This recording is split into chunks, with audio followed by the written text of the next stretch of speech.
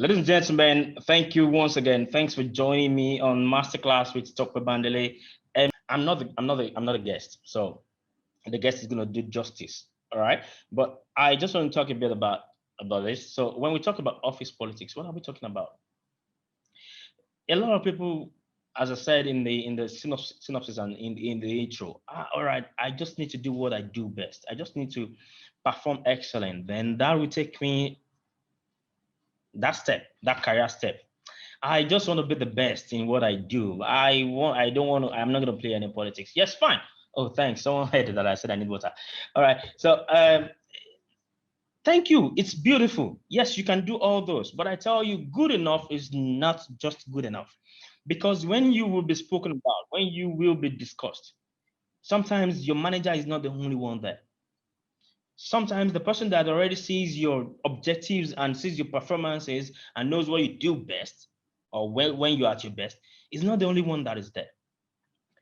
A lot of times also when these discussions are happening, it goes beyond performances, it goes beyond excellence, it goes beyond my objective 3 plus 1. Yes, I'm meeting it. What does it entail? These are the things you're going to hear today. But as I said, make it very, very interactive. Let's start the questions from the first letter that Harold is going to say. Now I'm going to introduce Harold in Nwariaku. Harold in Nwariaku. All right, I wrote some things down, but allow me to just free flow about the introduction of Harold. Harold, there's no way I can write my success history today without Harold being in chapter 1 or chapter 2. All right, I'll come back to that later. So Harold is the principal consultant at Harold and Co Consulting, focused on providing solutions to companies that improve their procurement and supply chain people. Listen to me. Companies that improve people, processes, and performance. Those that Harold deal with, all right? Harold started with the Ibeto Group, and then he worked as an auditor in Nnewi. Then he joined Procter and Gamble, all right, as a customer business development executive in Nigeria, where he worked as distributor, developing distributors and their businesses. Then Harold became the plant's IT manager in 2004, and then in 2005, he became the procurement and supply chain manager. This was where I met Harold. I'll tell you a bit about that. All right, Harold built the purchasing organization for just about 2 years. Then he joined Guinness, and he was a procurement portfolio manager for 4 years in Guinness. Then he moved to MTN in 2011 and became the lead procurement transformation project. All right, Harold Harold is phenomenal. Harold's strength is empathy, input, intellect, context, strategy. He's a Gallup strength finder, all right? He's an active motorsport enthusiast. He has completed in and won supercar category of the Bikers Trophy at Ronigbe, Delta State, all right, in 2016, and the Elekwe off-road motor race in 2017. He rides motorbike and he has served as the national president of Bikers in Nigeria Association, Bikers in Nigeria Association between 2015 and 2017. Harold is married to Olamide and they have 4 children. Chinwe, Kechiku, Nwabueze, Inyoma. You need to see those kids. They are fantastic. Now, so let me tell you about my relationship with Harold.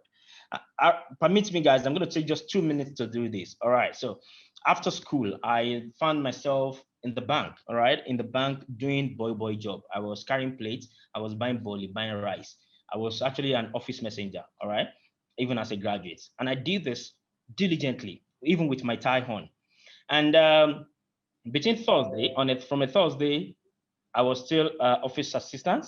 And on a Monday, I became a CSO, leading the entire teller team. All right. This is a story for another day. How I transitioned between Thursday and Monday from salary of 10,000 naira to 120,000 naira as at then. Is a story for another day. I'm going to tell you that in another session. All right. Just want to tell you how I met Harold. So a friend of mine called me when I was a CSO in the bank. I said, P&G is recruiting. They're writing tests tomorrow. I said, writing tests. So were you invited? He said, no, let's go get crashed. I couldn't believe my ears. Get crashed. I called his boss. He convinced me. This friend is a very good friend, Abayomi Akinwasola.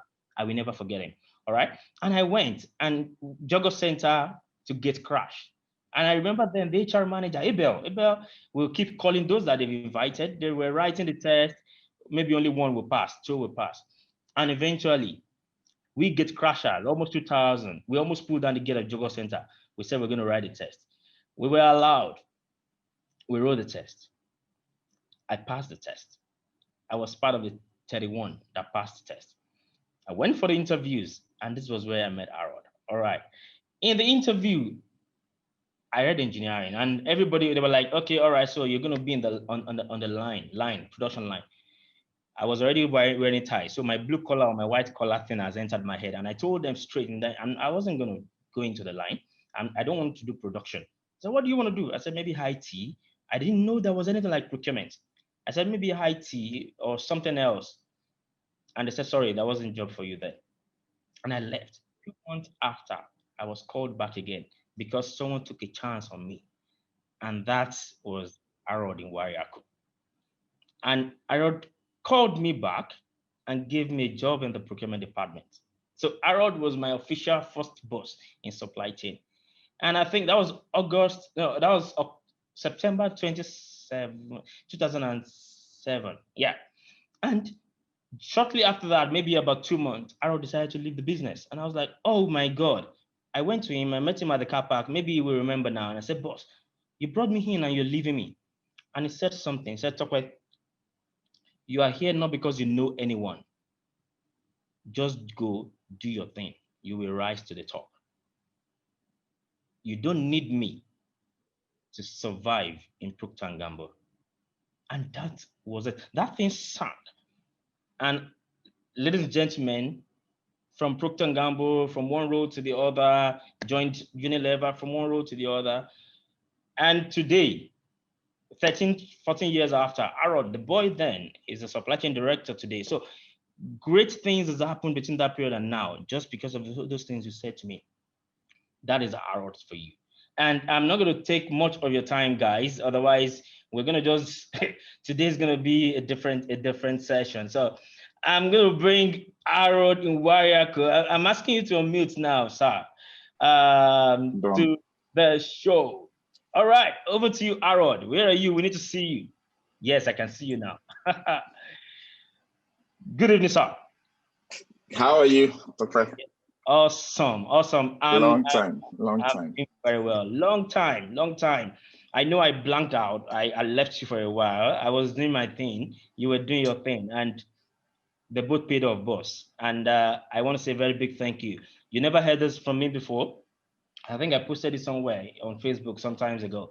But you were instrumental to my career. You were the first official boss I had in supply chain, and I've always followed you since then. Today, I can look back and say thank you to you, thank you to what you did. You took a chance. I didn't know procurement. And this one thing again about recruitment. I didn't have a single experience in procurement, but you saw something. I didn't know what you saw. You saw something, and you said, I was going to take a chance on this young man. And you brought me in to handle a very critical aspect of the business without learning procurement, learning supply chain, zero experience. And today now, all is history. All is history. Thank you so much, boss. I've been looking for time to do, and I'm happy I have to do this on a live show like this. Thank you very much. Thank you for that shot you taught me. The shot has paid off.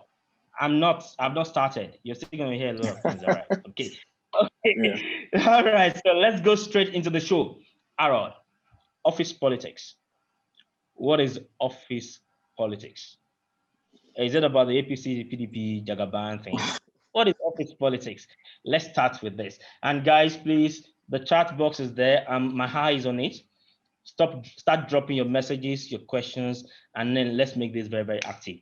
Over to you, Harold. Thank you, Tope, and thank you for all my friends who joined in. I specifically asked for my colleagues from university, family members, my friends on Facebook, LinkedIn, and all that to join. I always feel honored when you guys accept these invites and join. Tope, thank you for having me on your show. I have kept tabs on you. Yes, you might think I I abandoned you in P&G, but I did not. I guess at the time I needed people to take over, and I had already made my decision to leave by that time. So it was good that, we had the opportunity to have good people like you who took over and ran the show even after I left. So thanks for what you guys did. And I really celebrate your success, how far you've grown within the industry. I chose to break away and do my own thing because at some point I felt I needed to find myself. Yeah, and I really, truth be told, those of you who got to know me, I really wouldn't have fit in anywhere. At some point, it's just time for me to start doing my own stuff. So thank you. Thank you also for what you are doing. Thank you because it's free. It's a fantastic opportunity, and I encourage everyone to take full advantage of it. So let me attempt to answer the question you asked me. So my first statement to all of you will be that all politics is personal. Yeah. What I observe about politics, be it in the office or wherever, is that it is about interests, not people. So many times you will find that there are strange bedfellows. Yeah, when you see people who permit me to use the word connive or come together to work together to achieve something, even if what they're working for is against your interests, like in an office scenario, for example, you will find that these people are not necessarily friends. They're not people who like each other. They're not people who would probably be best of friends if the opportunity were to be made bare. You would find that strange people who would typically not work together, come together to agree on certain things as it affects you, whether it's positive or it is negative. But one of the things I would like to drop for everyone listening is that office politics is not about you. So don't feel that somebody's trying to target you or take you out of the system. It is not about you. It started way before you got there, and it will continue way after you leave.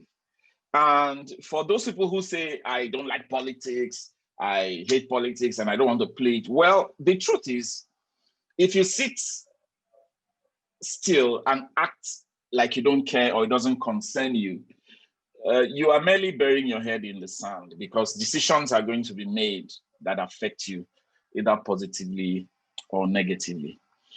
You will find politics wherever you find people. Yeah.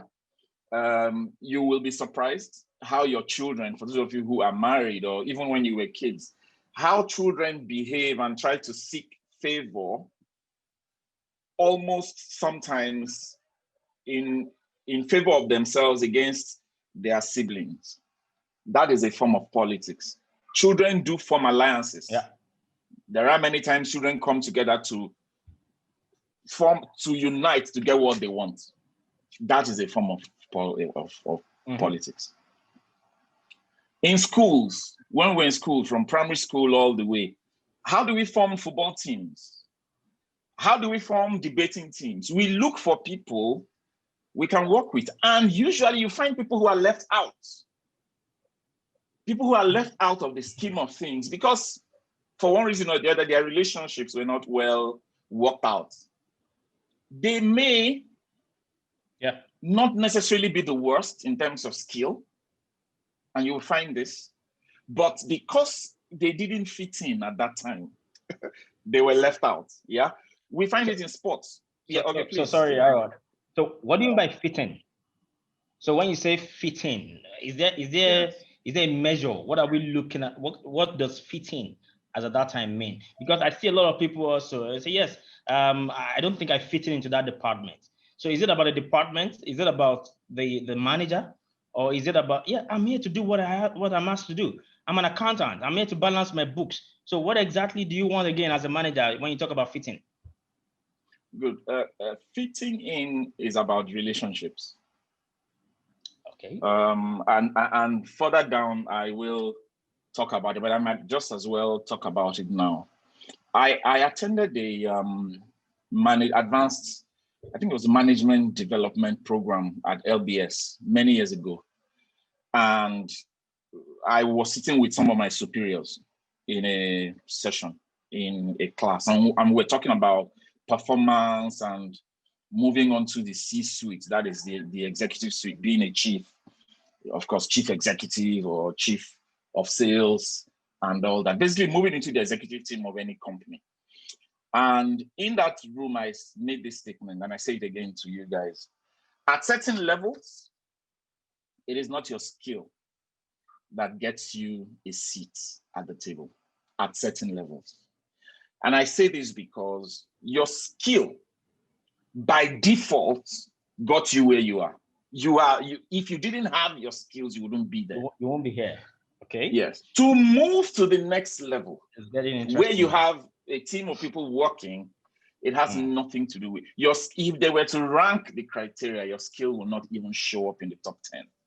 Oh. It is about how you relate with these people, how well you will work with them, and how well they can work with you. So fitting in this sense, I'm talking about relationships. Yeah. I'm going to put it down there. So your skill has gotten you to where you are. Yes. To go from where you are to where you should be or where you want to be, it's not a matter of skills anymore. It's a matter of relationship. Wow. Yeah. Amazing. Good. Amazing. So, okay. Yeah. So now, in my experience, and please, these things I'm saying are from, of course, you asked me to share, so I'll share. Yeah. Yeah. And if you know me, I don't hold back. I say what I need to say, and then I'll deal with the fallout as we deal with the questions and stuff. So, in my experience, I found out that people who are really good at their jobs, I mean, intelligent, skillful at their work, are not always the best at managing people. And I need you to think about this. I am not saying everyone who is good at their job is bad at managing people. No. I have found out this, that life compensates us for what we don't have. And what this means is a blind man or one who is challenged in his sight will have a heightened sense of hearing. So I have found that people with really high EQ are not always the best performers per se. They might be, there are exceptions, yes, but generally. And let me ask you guys to think about this. In your offices and in your places of work, think about it. When you do an analysis of the really high flyer, of the real high flyers who are doing really well, versus the people who are more or less average or just getting by.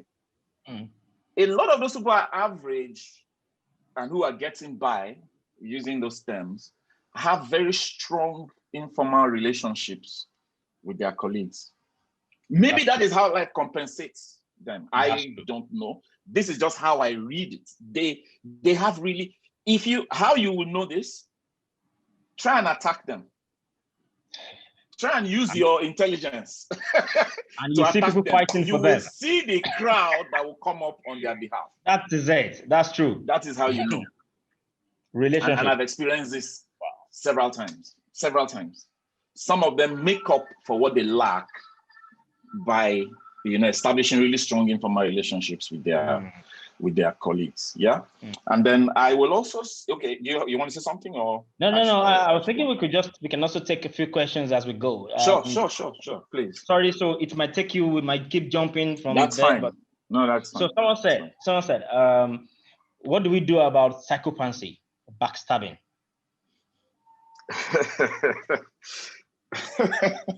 That is an excellent question.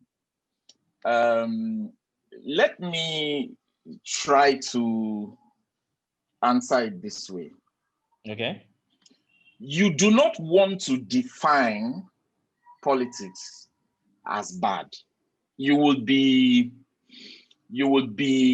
misrepresenting the meaning of the words and the way the game is played. We may have been, our paradigms as Nigerians may have been warped or affected by how we understand politics and see it as bad. The truth is, people who are sycophants or who backstab or backbite, if you were to play the game of politics, they are not playing politics at that point in time. There are probably people who have something out for you, or who sense that they probably have no other shot or chance at progress as far as you are in the game. You watch football. So you see, antagonists, they just want to pull you down. It's not about them trying to go up. Yes. In football, they say if you miss the ball, don't miss the leg. Yeah. So these are people who may have seen that if they do not take you down, they have no chance. So they choose to play the game, as they say, foul play or rough play. That is not the game. That is a tactic or something people who wouldn't have a chance any other way do.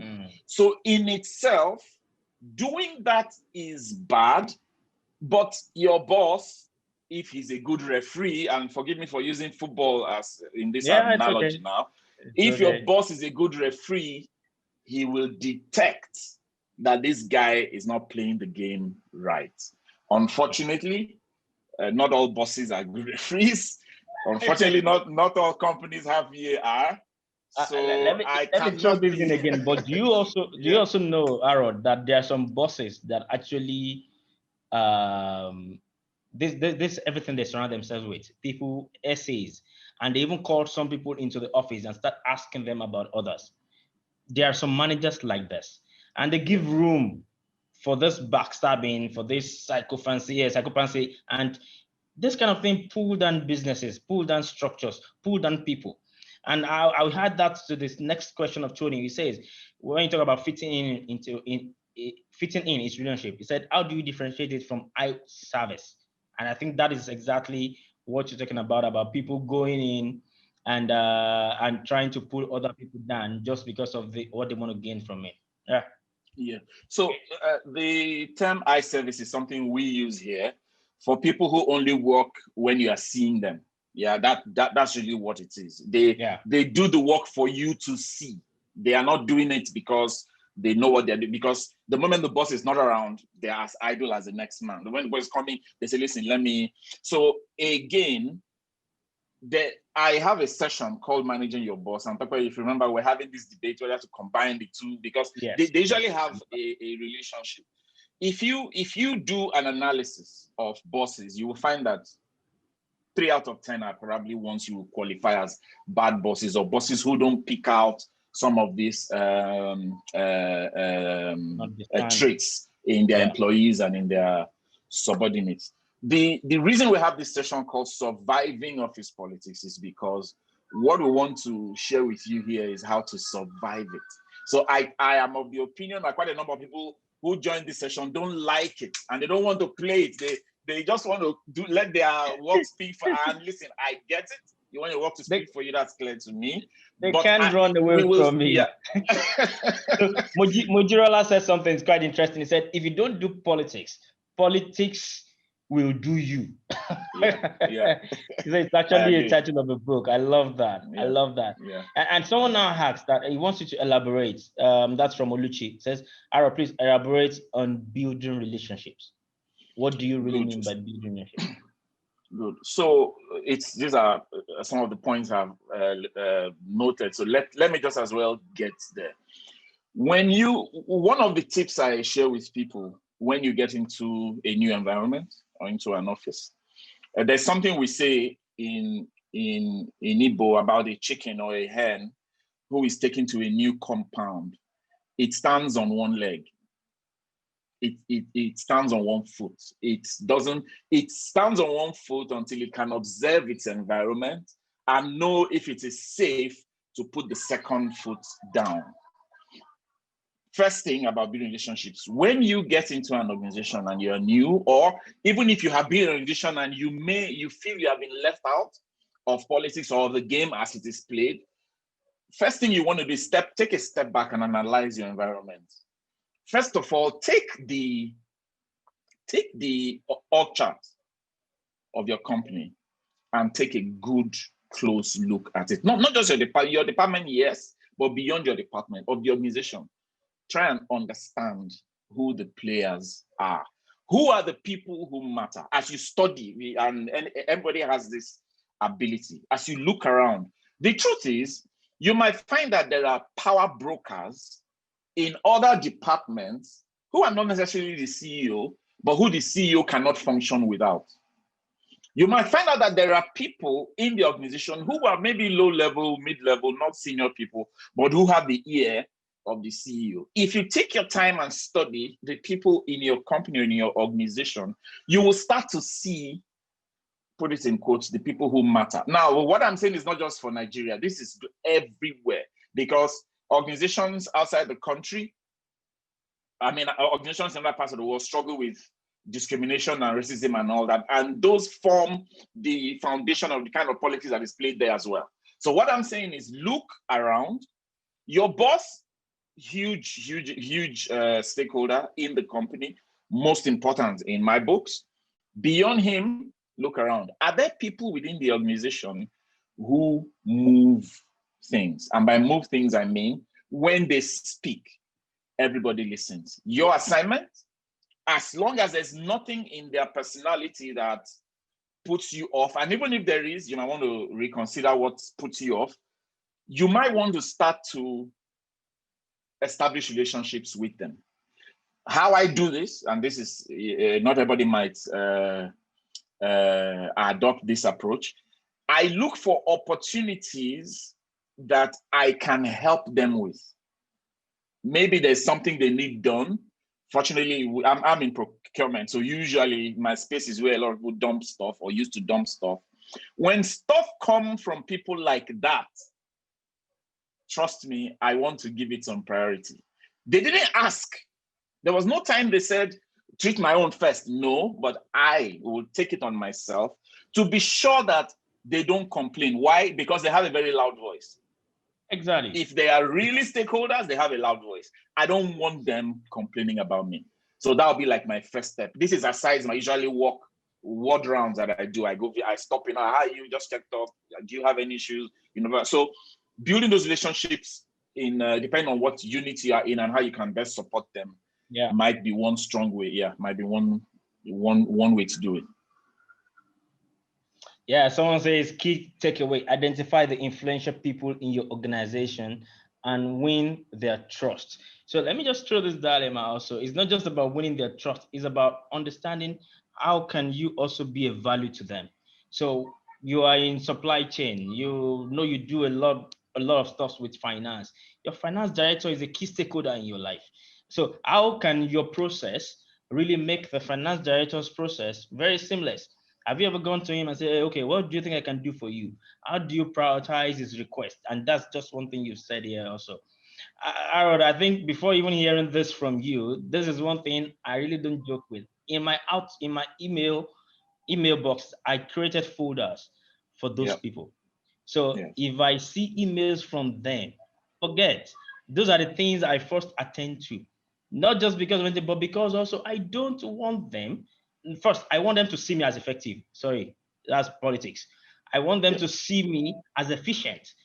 So I will prioritize their job, because when people are talking about me, when I won't be there, these are the people, these are the ones that the decision makers listen to. Wow. I didn't know that actually that it's a strategy. I was just doing my thing. All right, let's just take some few questions. I said, Obi says, can we adopt a working definition of office politics for the purpose of this program? Having this type of focused perspective will make it easier to follow us. Thank you very much, Obi. Charles says, politics is a part of life, very good to partake and end up becoming a spectator, talking about decision making. Thank you. Thank you very much. What else? I think someone said something again. For relationship building in workspace. Okay, read the book First 90 Days by Michael Watkins. All right, thank you very much. Okay. Someone says you're speaking about big bosses. What about cases where these influencers are not big bosses? Okay. Yes, so I believe There are some influencers also that are not the top guys. But for me, it's about everybody has a stake. Everybody has a reason why they want to be in a particular, they're in this organization. So why do I need someone in finance? Why do I need someone in marketing? It's to achieve the objective of the business, right? So if I know that I can help someone in marketing, all right, achieve or relieve his or her duties in order for her to respond to me, then I will do it.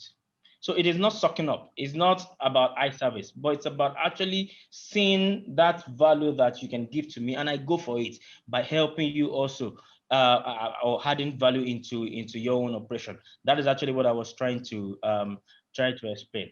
All right. So Okay, let me just add to that, if you don't mind. So yeah, when we say stakeholders that have power or stakeholders that have influence, they don't have to be senior people. They have to be people who have the ear of the people you want to reach. Like they say, it is not, you don't have to know the big boss. No, you have to know someone who knows the big boss. You have to know how to reach the big boss. That's what matters. And once you are, if I'm going to use the word, good to someone who has the ear of the big boss, you have the ear of the big boss, because the big boss is bound to respond to requests from so and so person. Let me also say this: in discussions in your offices, and I'm still going to define politics as Obi asked me to, but let me just say this: in discussions that are had about you, discussions you are not invited to, but where decisions may or may not be made about your career or your future within organizations, you need someone who speaks up for you.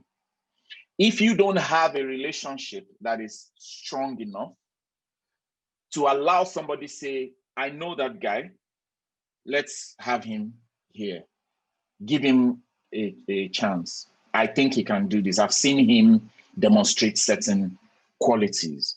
Please, again, I will say this before I define politics. The words that are used to describe you, that qualify you for the promotion or for the senior level position that you are seeking, are not the words in your assessment or in your performance plan. It is not the typical HR words that they use, that when the company says you demonstrate our values, or it is not those words that are used. They are a completely different set of words.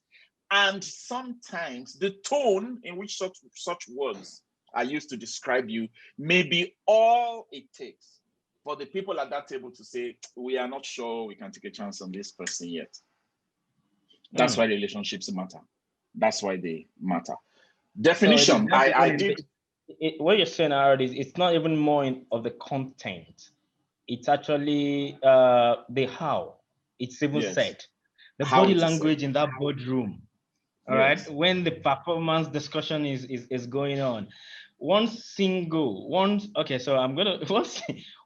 comment, wrong comment from one person can actually determine, make or mar your career for the entire time you're going to be in that organization. So now, how do I know? Yorubas, where I come from, they say you know the face, you don't know the what they have inside. So how do I know who to please? Or how do I know who would say the right thing? Because there are some managers, there's some senior managers that we always say right things before you. They will never give you a wrong or constructive feedback. But behind you, they're going to finish you. They will throw you under the bus. Even some line managers do that. So I am not there when I'm being discussed. How can I influence what will be discussed in this boardroom? Apart from the fact that, yes, relationship, there's some relationship you try to build, but they will never get built. So when you have such relationships that is not really working, what can I do as an employee? Good. So I'll answer that. I don't want to define politics as Obi asked me to. He asked for a working definition of office politics. And there is none that is different from the general definition of politics. Don't forget that I said that because sometimes negative politics or bad politics warps our paradigm or prevents us from seeing what it really is. Politics is the way people who live in groups make decisions. It's as simple as that. There is no other way. People come together and they make decisions about how they live, rules about how they work together, who plays where, who joins which team, who does what. And in this, it affects, like I said, families, sports, tribes, countries. It is just, sometimes it's unwritten, sometimes it is, but as long as people come together, make a decision about how they want to live and the rules that guide what they do and what they don't do. In offices, it is unwritten. But if you are, like I said, if you stand on one foot and look around, you will read the signs. You will read the signs. You will see this person is not on the board or is not in the executive team. But I work for a company where the CEO comes downstairs. He's on the 10th floor. I was on the 3rd. Comes downstairs to meet with a colleague of mine on my floor. My brother, I want to know who this person is. I would like to know what his relationship with the CEO is. I would just want to understand what it is that makes the CEO take the lift or come down the stairs to talk to this sit. guy. Why is he not sitting with me? I do more important stuff. Yeah. Those are the things I'm talking about. Find out what they are. Now, to answer your question, you asked how do you know who to please? Yeah. I said at the beginning that politics is about interests, and that's why you will find strange bedfellows. People who you may not like as friends, but who play a key role within your organization.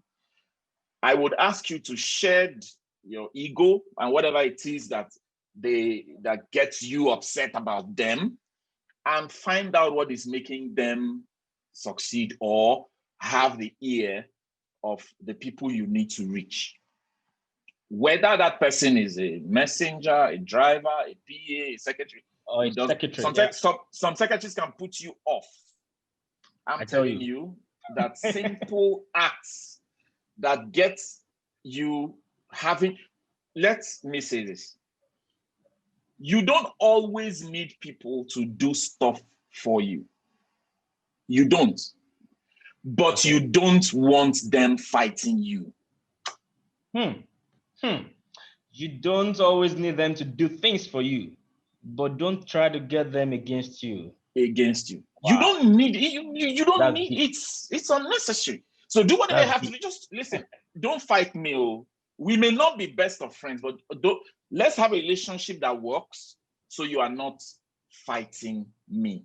That way, I mean, was it not I can't remember is it in 40 Laws of Power or who was it? The Art of War, where the guy said, keep your friends close and your enemies closer.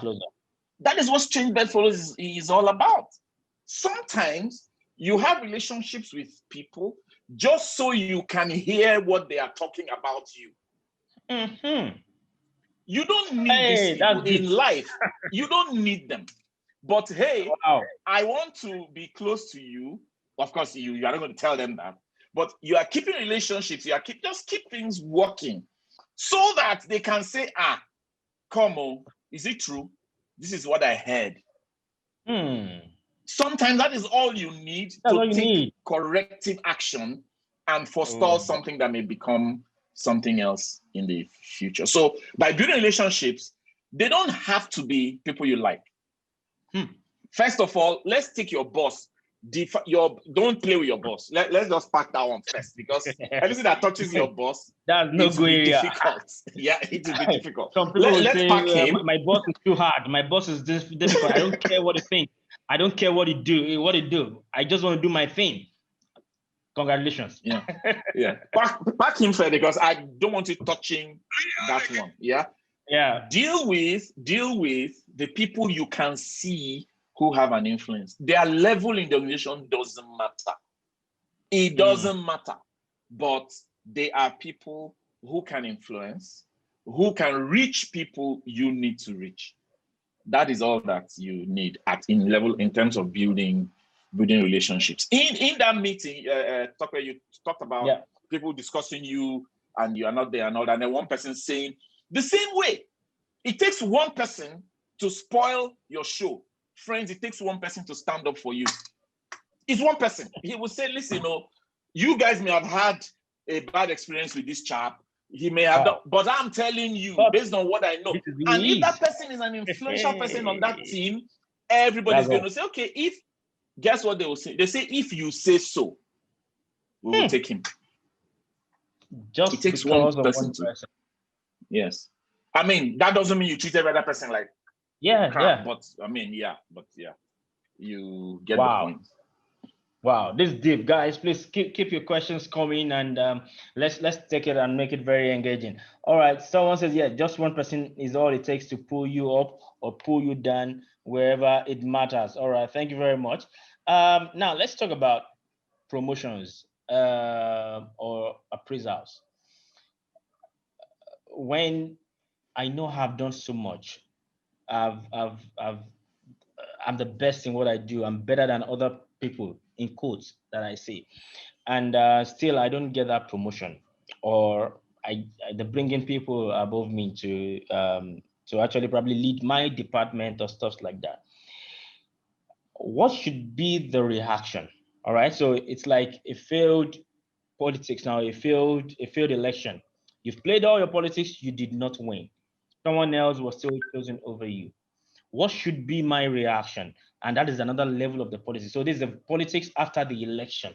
So now you're not contesting for that role again, for that position. But what should I do as an employee? Good. So let me go back to the analogy. I'll answer this question and I'll say something that will help you guys get it. Let's go back to the football analogy.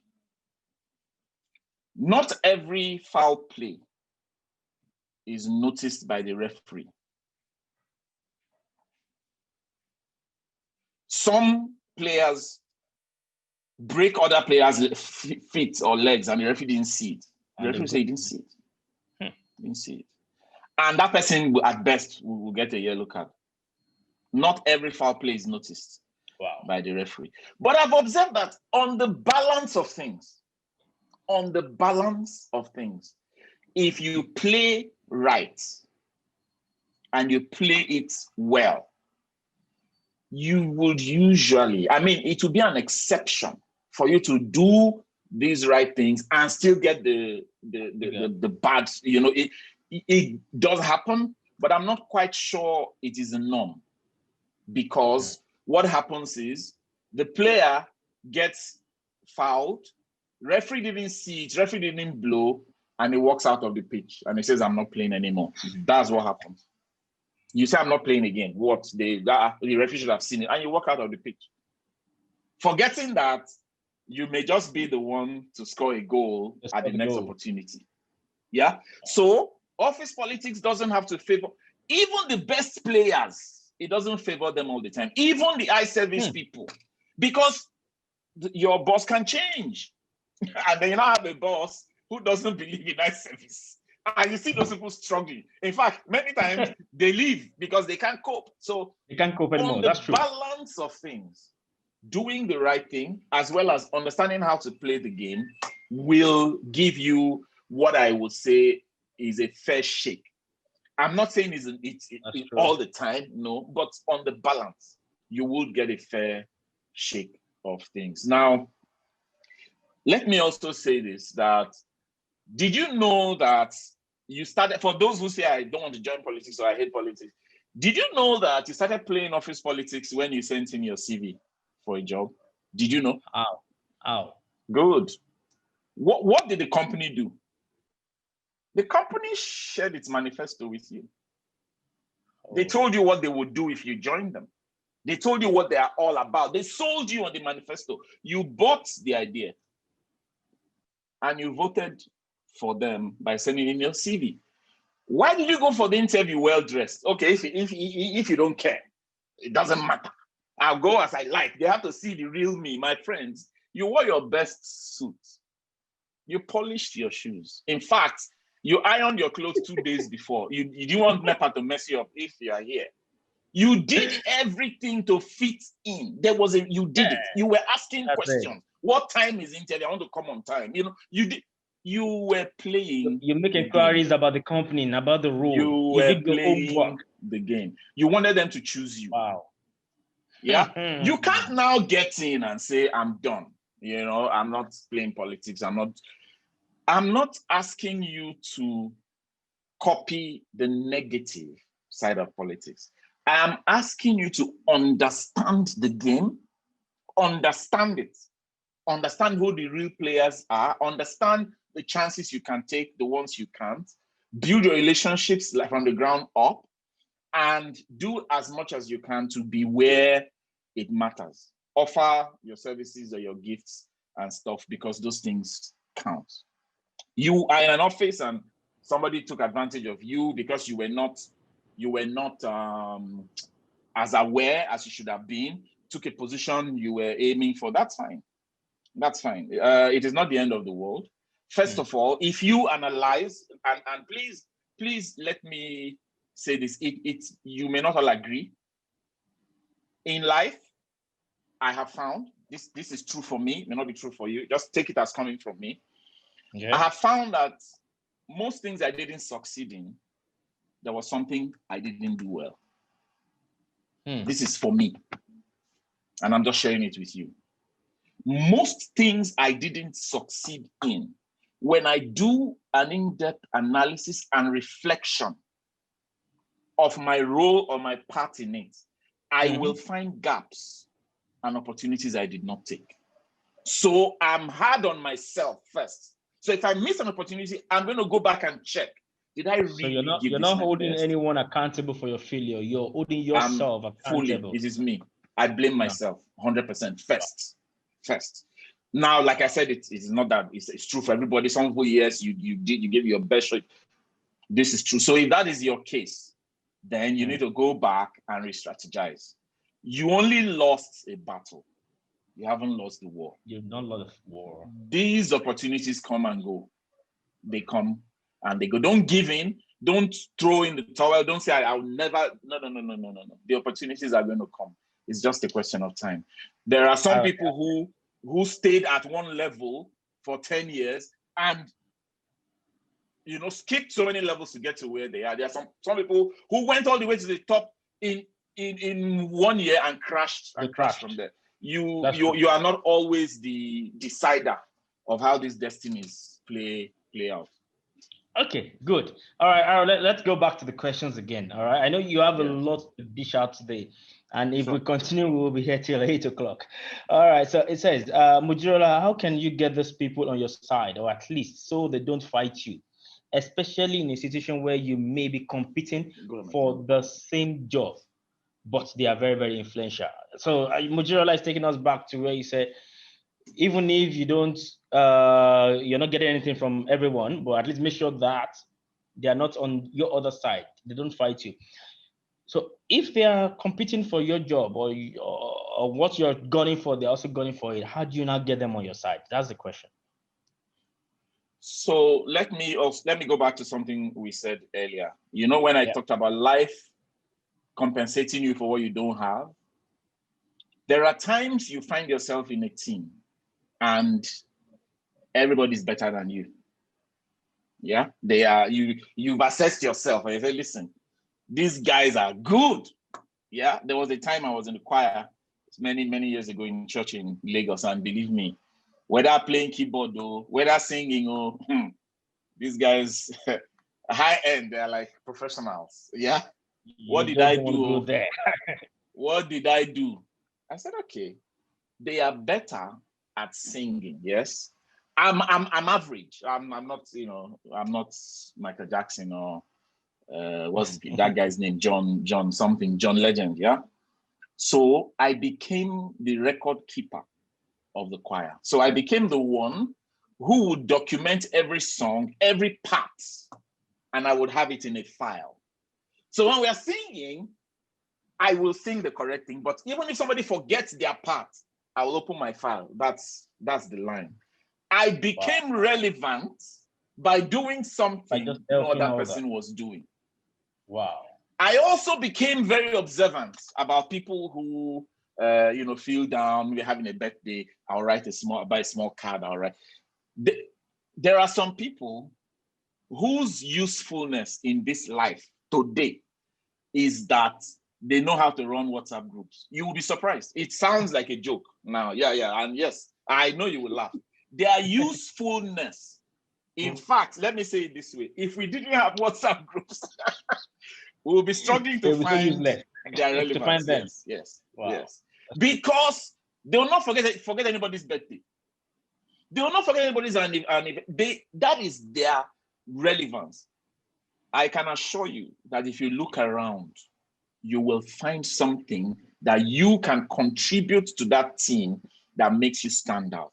And because that is what you are doing now, don't forget you are still doing your job. Oh, nobody said you should leave your job and start chasing, and start writing card. No, do your job. There's no question about that. Yeah, but those little things you bring or you contribute can be the reason why somebody will say, we need this guy in this team because he's the one holding things together. That's a job in a team. Find that thing you contribute, and I promise you, decisions that are made, somebody will say, he's not going anywhere. You can do whatever you want to do. This one will leave him. If he's not here, this team would have scattered. Yeah. In simple ways. Yeah. Of course, bear in mind you are doing your job, so don't get that mixed up. Yeah. Great. Thanks a lot. There's a practical question here. It says, okay, Harold, you have been in procurement. Sometimes as a procurement person, you have to make tough decisions, which may not be necessarily popular, and you have to put your feet down, which could rub off on people. So how do you navigate these decisions and still be politically relevant? So, like they say, you have entered Siki or penalty now. You are in my box. Yeah, you are where you are not giving me room to move around. So let me say it this way. Not at all. No, this particular question puts me in the penalty box. I don't have too much room to to clear the ball. I have to catch it. That's what I mean. So good question. In managing relationships, and please, I'm a procurement professional. I'm not,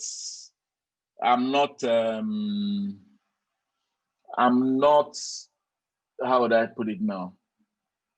Sorry, I'll say it this way. I'm not foolish, yeah? There are big wins and there are small wins, yeah? You need to put certain decisions on the scale and ask yourself what you gain or lose by putting your foot down in certain decisions. I'm conducting a session for a company, I won't mention the name, for their team. And I told them something, and I'll say it here. If you have a big stakeholder who is critical to your success in the company, and he is insisting on a certain decision, procurement decision, at some point you need to ask yourself certain questions. Yeah, you've done your bit. Your processes are fine. Everything is in you. You have not violated any policy or anything. Is it worth it for me to make an enemy of this guy or lady, or should I find a way for him to take responsibility for the decision he once made? Most procurement processes, and Tope, you bear witness, have an allowance for when you've done your bit. And the user or the stakeholder insists on a certain, they sign off and say it was their decision. It wasn't yours. Yes. Yeah. You've done your bit. What you've done is fine. But they say, I want this done.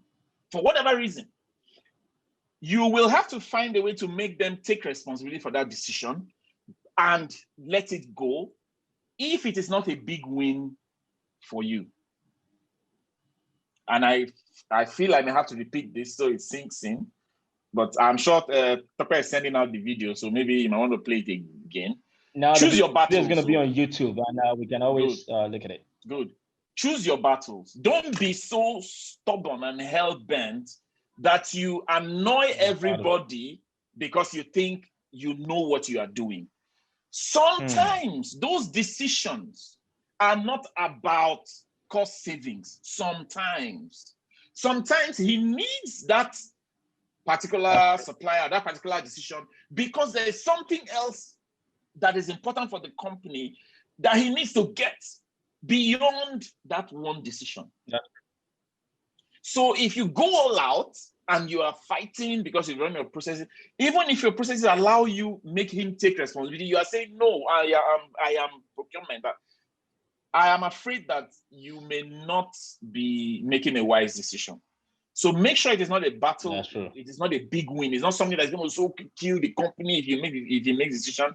Make sure he takes responsibility for it, or somebody else that is in authority takes responsibility. So you are not left holding the can, and then look for. So that may be a small win you let him have, or let him or her have, waiting for a bigger decision where you will need him or need her. So that'll be my answer to that question. Awesome. Thanks a lot, Aaron. All right, we'll still take more questions, guys. There's a scenario here, all right, from Mojirola. She says, okay, co-worker keeps going to the boss to talk about you, and boss keeps entertaining and encouraging the talk, in turn forming the boss' opinion about you. And then you constantly having to talk about these petty issues the co-worker has brought up with the boss at all the time. So would this be considered a toxic environment, or still it's just office politics? I wouldn't consider that situation office politics. I would say you have a very poor relationship with that person or with your boss, one of the two or both. Yeah. And it is either that person is just a nasty person who just cannot see you succeed, or you stepped on that person's toe at some point. You will find, if I'm going to be honest, I remember I said I always look for what I did wrong or where I went foul of the game. Do you know that there are some people who simple eyeing them, yeah? I'm sure you understand what I mean. Am I out? If you're Ibrahim, I'm here. You're trying to share screen, please take it out. I'm sure you did it by mistake. Yeah, I think it's by mistake. Sorry, can guys. You, yes, so yeah. Can you unshare it from there? This. Stop participants sharing. Oh, okay, guys, please try not to make that mistake now. For now, all right. Thanks. Yeah. Go on, Aaron. Good. So I was saying that sometimes there are important people in the organization that you have offended inadvertently, either because of how you treated them at some point. Maybe it even happened the day you joined, you looked down on them and you felt they were not relevant in the scheme of things. Some people they hold offenses more seriously than others. So you may need to check this particular person that just seems to have something in for you. What went wrong? And if you are the kind of person who wants to just make sure that there's nothing standing in your way, you might want to sit that person down and have a simple conversation just to, I would say, clear the air that it is not coming from you. Yeah. Once you've cleared the air, it's not coming from you, then you know that person is a nasty person. This is another set of rules, which I probably will not share here today, except as time goes on, if we have time. Sometimes there are people you need to fight. Yep. There are people you need to fight. I love that. Yes. And that's part of the game. It's part of playing surviving. There are people you need to put your foot down and say, this one, both of us are going to dig this thing out and we're going to see who gets the and in that space. Yeah, and in that situation, you cannot use the same weapons they use. You have to adopt a completely different set. Yeah, a completely different set. One of the weapons I use in my work is to do my job such that my boss is saying, I will not survive in this department if not for this guy. Without, I will now step into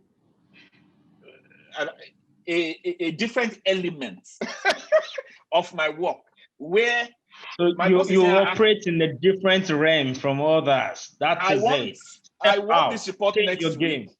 I want this report next week. Is on my table, perfectly written, no error. Listen, you take your boss you take him, permit me, to cloud 9 if you want, where he's saying, if she bad like that, she bad, say I won't sack her, but for her work, for this, I won't. Yes.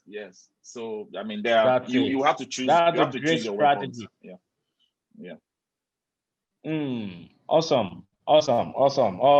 That's really a great one. So, if at all everyone will say every bad thing about you, at least leave people, especially your bosses and those that are decision makers, leave them with those defensive weapon where they will be the one to now start even fighting for you and say, yes, even if it's that bad, don't worry, but because of this, we're still going for this person. Fantastic. Wow. Someone said the session has been very helpful. Yes, you can view all our past sessions also on YouTube, and this will be on YouTube as well. So Aaron, let me throw this again. So yes, when bosses are faced with very uncompromising situation, take for example, during this COVID-19 period, some companies had to downsize. All right. It's not what they wanted to do, but the situation, the economy, the financial books had forced them to do it. Some numbers, some names will go. Now, when it comes to choices of who should, so when you have teams or groups that are performing so well, what are those things that the selectors, sometimes not just HR, not even just your line manager, what are those decision making points of A must go, B must stay? Because as far as I'm concerned, that is also another level of politics. Where you have a target, you're of 1,000, yes, you need to let 50 out of 1,000 go. What makes me decide on who those 50 should be? That is the question someone asked before the show. Okay. We're trying to go into the HR mind also now. Let me answer it slightly differently. I will answer it directly, so I'm not going to dodge the question, but I want to just take a different angle.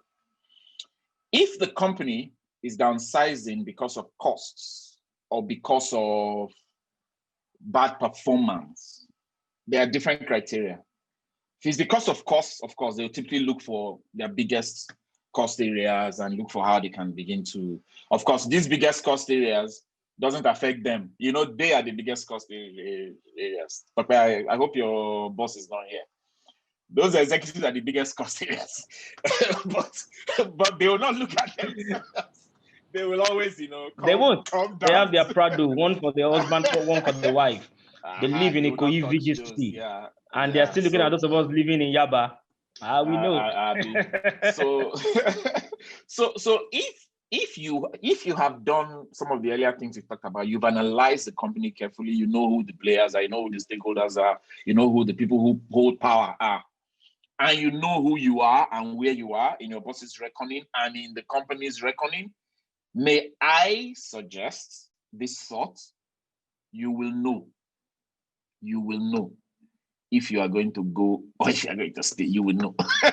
Somewhere, your instinct, somewhere, as we say it here, something go they tell you, something go they tell you, something will be telling me, come on, I'm not sure, that I will, so you will typically begin to prepare. Just know this.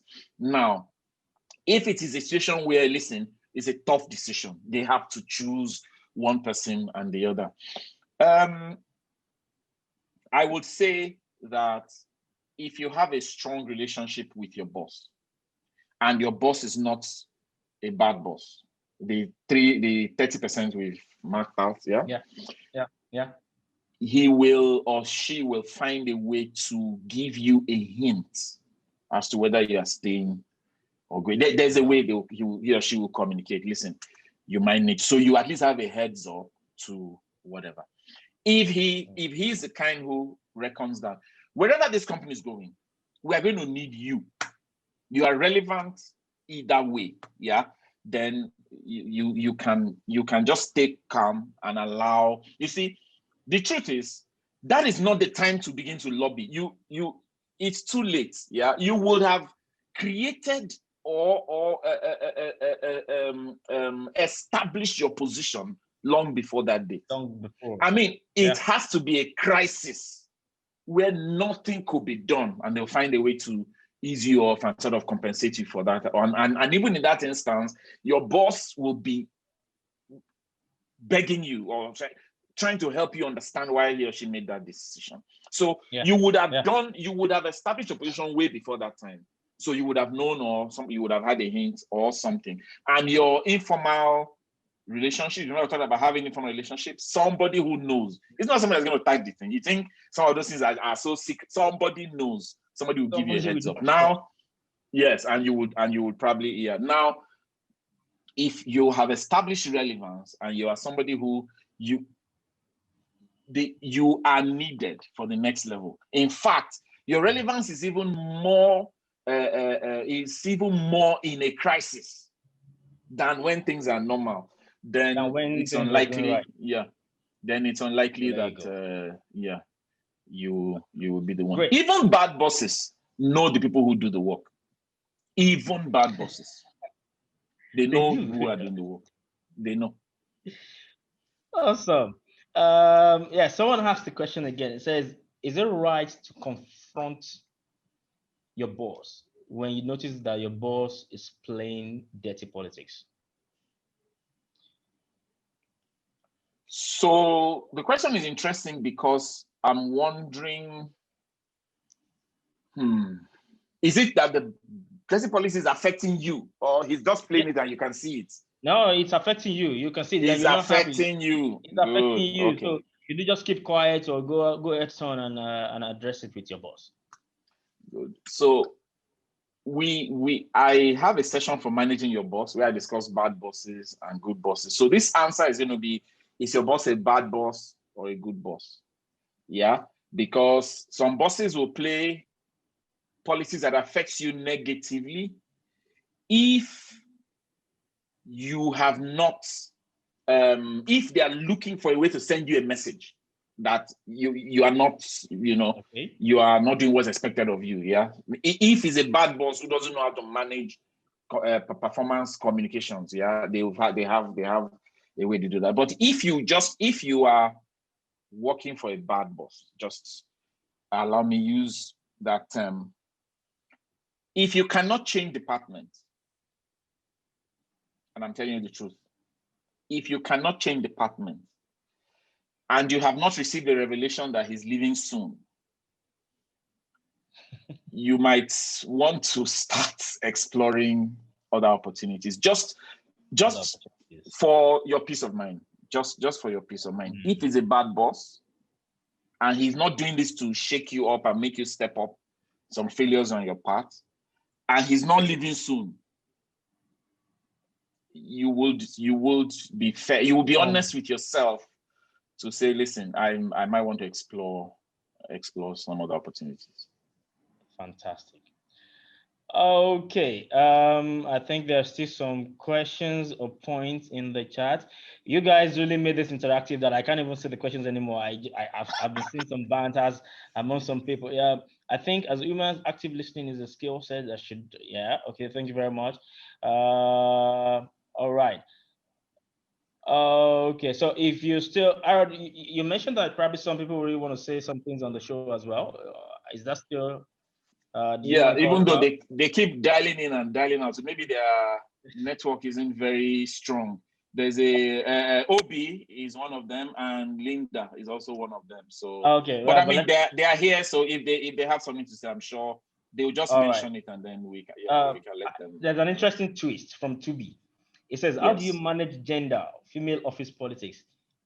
If it's this is another topic for another MCTV class, but let's see if we can say something about this, Harold. When it comes to female gender politics, and I think this person mean when your boss actually probably like females and prefers the opposite gender than the guys, and in your team you already feel this, you know that what's going on. Every time there is a key task, it goes to the ladies. Every time it's a promotion, it goes to the ladies. Hey, I don't want to go into this, but it's fine. So how do we handle it? To be, you're shaking tables. Okay, let's separate the issues. Let's separate sexual harassment from no, Aaron, this is not it's not about sexual harassment. Yes, I know to be I don't know if okay, so I know someone, okay. I know a boss that is actually a good Christian, but he has a very, very weak heart when it comes to female. Not because he's harassing them sexually, but he cannot say no to a lady. So I had worked in this establishment that anytime guys come late 5 minutes after 8, you see him stand up. Hey, now you're late again, as usual. As he's talking, a lady just walks in. Hi, boss. Then he can't say anything again. So this is what we're talking about. Not because he wants to harass the lady, but he just couldn't really talk back at ladies. How do you manage this? Okay, for me to say that it's a unique case because I don't find a lot of people like this because usually I find that it's the there are people like that who exist. So in the study of human nature, you might want to find out what it is about the feminine gender that appeals to him, that makes him tend to, let me describe it in this terms of favor them and not be hard on them. Maybe he grew up in the middle of ladies. Maybe he's an only guy, so he had ladies, basically live with them for a while. So he has this extremely soft spot in his chest or in his heart for them, and he's just weak towards them. Now I will share this because there's really no template for a scenario like this, but this is what me, Harold, will do. I will find the lady he likes the most. Okay. And I will establish a relationship with her such that she can speak for me. This is what Harold will do. Now, there's no template, so I cannot tell you follow Harold, this principle. You're really a politician. I will find the one he really, really has a soft spot for and say, sister, what can I do for you today? So I will make sure she's happy. Yeah. She cannot complain about me. Yeah. So that the day he wants to fight me, she will pinch him and say, he's trying. He's trying. No, I'm not going to be her guy. So he doesn't think I'm trying to, but I'll put myself in a position where somebody will touch him where I can't. Since there's nothing I can do and I can't change sex or something or start talking softly or wear skirts, somebody will do it on my behalf. Somebody I'll be kind to, somebody I'll be nice to. This is what I will do. Yeah. Wow. Thank you so much. Wow. This is really smart one. This is really a smart one. Okay, so another question again.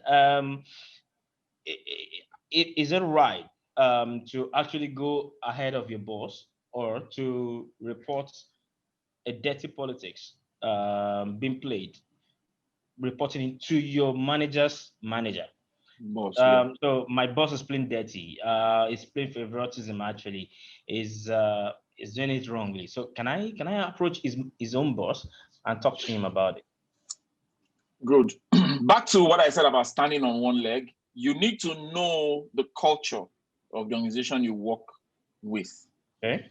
If the organization you work with is an organization like in most banks, it's not a big deal. People have sponsors who are their bosses' superiors who take them up and say, listen, so and so person, look after this person for me, So yes, there are in banks, such things are not an issue. You need to understand the culture of the organization you work in and be sure that it's okay for you to do that. That's number one. Okay. 2, you need to understand the why. why is your boss doing this? And why is your boss not picking you? Why is he picking every other person? Even if they just hired the person that day, he picks that person except you. Remember, you need to do the work and find out why, and be sure that it is not you. Yeah, that is the issue. That is the problem. It's him. Now, it is not always your boss's boss that can handle him. It is not always. Sometimes it is his peer, somebody at his level who he respects a lot. Sometimes it could be somebody who he listens to. You may not necessarily, I typically would not go above my boss, that's to his boss, because certain people, especially people with small egos, or big egos rather, misunderstand it. So you might think you are going because you need help. He is saying you're reporting. You want to outshine your boss. Thank you. You are making me look irrelevant. You are undermining me, depending on who he is. Yeah. So wisdom is required. Yeah, to understand where the levers you can pull are, and if you know your organization very well, and you know the people who can.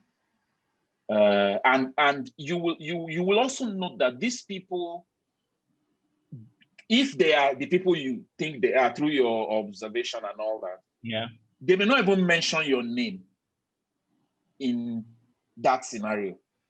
It may be, let me give you an example. It may be in an informal setting. Yeah.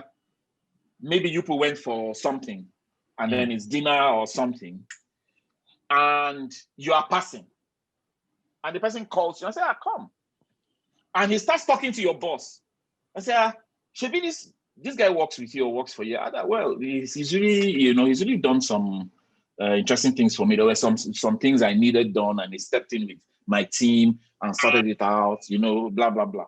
In really, depending on the kind of person your boss is to, in really gentle tones, start to sell you to your boss. So he's selling you back to your boss. And your boss starts to see the things he closes his eyes and he wants to see before. Remember, I'm talking about where everything is okay. It's not that you are creating issues in or you are making him look bad, and then you are going to replace somebody. He will say it. He will not give you the time of day. Yeah, you are more or less trying to get somebody to sell you back to him, to win him over and help him see the positives, the things you can bring to the table that, so it's a tricky situation, but I always believe you are not left without help. If you really analyze your environment, you will find an opportunity that you probably, were ignoring, or that you didn't think could be helpful. And if you take advantage of it, sometimes you'll find success. Wow. It's been 90 minutes of real master. Hey, questions are still coming. First, guys, let me apologize to our audience on Facebook. I understand that we had a bit of technical itch and we were not able to start the streaming early into the program. We really apologize for that. But don't worry, everything is captured. It's on our YouTube page, MCTV. That's Masterclass with Tope Bandele. I'm going to post the link also, so you can just go back to the YouTube and listen again, and also share. Wow. We will try to stop. We will try to stop somewhere. But now I see the questions now coming. Aaron and everyone, please indulge me and let me take a few questions. Today has been really great. At some point, we had 71 participants in the class. That's really a full class today. All right. So Ayodeji says, how can one manage workplace politics with workplace unionism, knowing fully well that unions most times are at loggerheads with management? Very interesting. How can one manage workplace politics with workplace unionism? May I say at this point that the only time I experienced unionism, my observation was that there is politics within the union and there's politics within the company, and they are not the same. The union doesn't push for people to get promoted or people to be rewarded within the company, aside the general benefits. The union is more or less looking for the welfare of everybody.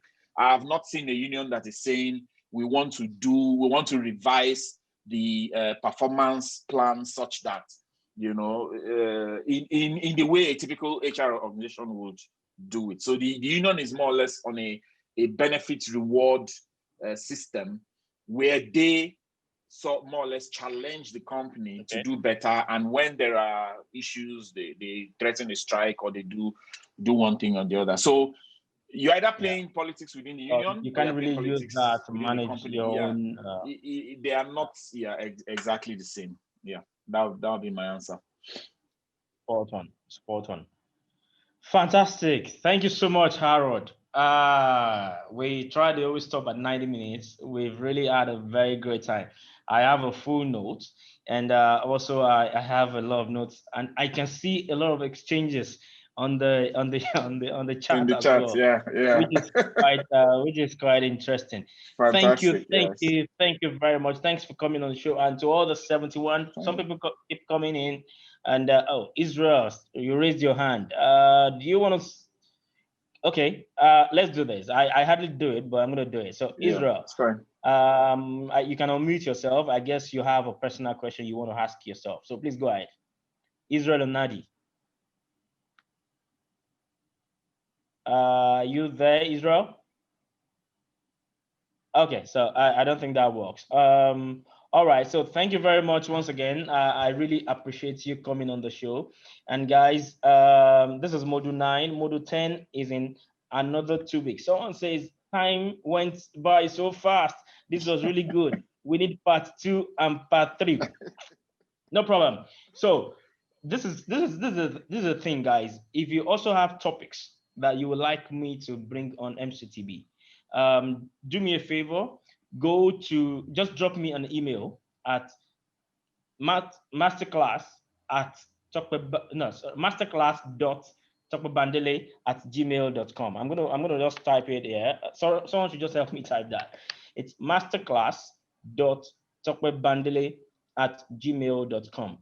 Drop in your topic suggestions, and then it's my responsibility. I have some guys that work with me. Thank you to all the MCTB network. Thank you so much, guys. I have about 6 or 7 that just try to create content, and look out masterclass.topebandele@gmail.com, and look out for ways we can bring knowledge to people. It's Jibitewe is coming January 30 to the show. We're trying to get Alibaba also here. We're trying to get Filadro to here. We've gotten Steve Harris. We've gotten Samuel Kundayo. We've gotten Harold Nwariaku. I'm telling you the big shots, eh? And what's his name? Yeah, Teju Babyface. Teju Babyface just signed in yesterday, and it's going to come to us sometimes in March to talk about how can you monetize your talents. All right. So this is what we do. We just want to bring a lot of knowledge and inspiration to you. So if you have any topic you would really want us to talk about, I'm looking for a speaker to talk about in-laws in marriage.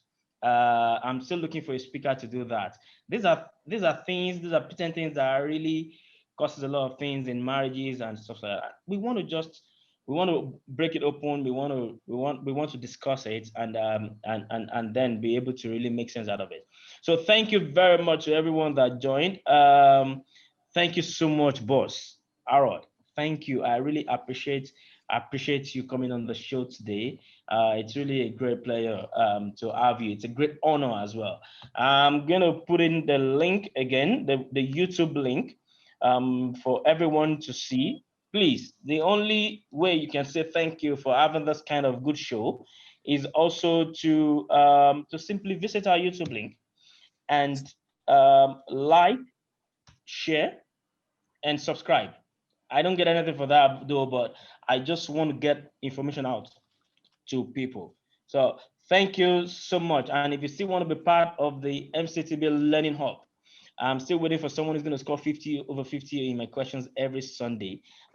Please join our Kahoot Learning Hub groups. We have 2 already. So Group B is still open. I don't think we are 256 in Group B yet. So please join, and let your kids join as well, because we're really focusing on kids ages 5 to 10. So that's the link for the oh, sorry, I'm not sure if I, excuse me guys, I didn't, okay, all right, so that's the link to everyone. Thank you so much. It's 7:37 already. We've gone past our time. We're 7 minutes past our time. God bless you, Arod. We still want to bring you back to this show again. People will come up with talk, and I'd like to have you back again. Thank you so much. And once again, thanks for believing in me. Thanks for taking that shot on me. I love you. I love everyone on the show today. I cannot mention all your names. Mentioning 71 people will be like staying here till next year. But please, guys, COVID-19 is still out there. Stay safe. Even while you go out with your Christmas activities, please stay safe. Use your mask when you have to go into places where there are crowd. Maintain social distancing. We don't want to go after Christmas and now see the rates going up again. Guys, please, we are really begging you. Stay safe and be who you are. And every time you see an opportunity in blessing people, helping people's life, passing information and taking knowledge to them, please just do it. You never can tell. It's just that one thing that people need. All right. Thank you very much. And as I sign out again, this is Masterclass with Tope Bandele, MCTB. This is Module 9. Module 10 is in another 2 weeks. God bless you very much. God bless you real good. Thanks for being with me all this while. And we're still going very, very far. Oga Rod, I'll see you at the other side. Thanks a lot. Bye, guys. Thank you. Thank you. Thank you.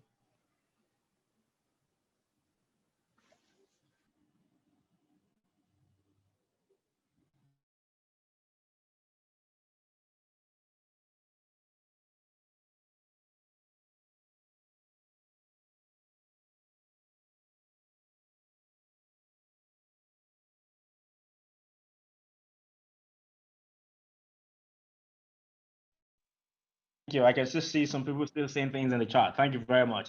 And by the way, this is a lovely shirt. The shirt is made by Effective Design. So please, his handle is at Effective Design. Another shirt for me, MCTB Masterclass with Tope Bandele. And if you want to have this shirt as well, you can. It can just come to you straight away. Don't worry, you don't have to pay for the shirt. No, what did I say? Shit, no. You will pay him for the shirt. You're gonna pay him for the shirt, and he will make one for you. But currently, it's for all the MCTB network. And thanks to all the MCTB network, from my wife, from Bandele, thank you very much. I don't want to forget anyone, so let me pick out the names again. Esther Ifeobafemi, thanks for all the support you do. Abayomi Akinwasola, MCTB Network, thank you guys. Eman Desire, who handles all the technical details. I didn't have him today and I struggled, you see. Eman is always there and he handles the technical details. And thank you, Tolu handles the Facebook, Tolu Nathaniel, God bless you real good. Abayomi handles synopsis for us. Akinwasola, my very good friend. Nubidolakbo is a strategist. Thank you very much. Toye Raphael is designing a website now for MCTB.